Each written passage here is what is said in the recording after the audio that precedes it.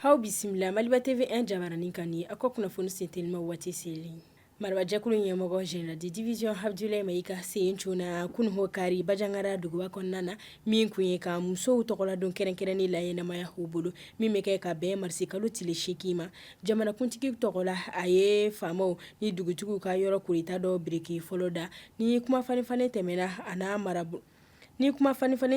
a n'o marabolo dugudenw ka tɔn ɲɔgɔn cɛ ni ka laban ka lajɛw da yɛlɛ o kɔfɛ a taara foli lase Mopti marabagaw fana ma.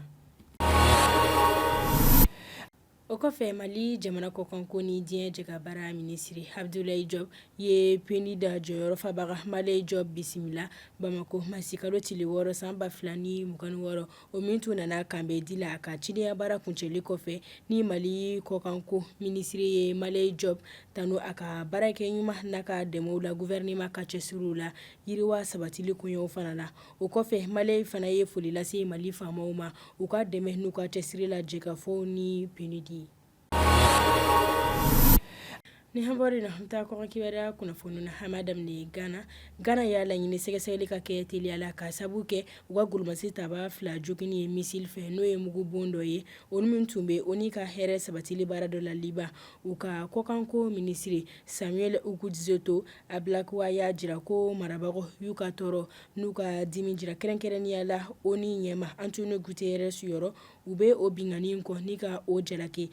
ani ko ye diɲɛ sariya tiɲɛ de Liban faamaw ka fɔ la ko misili bɔra Israel yɔrɔ ka sabu kɛ gɛlɛya bɛ u ni Iraniyenw ɲɔgɔn cɛ.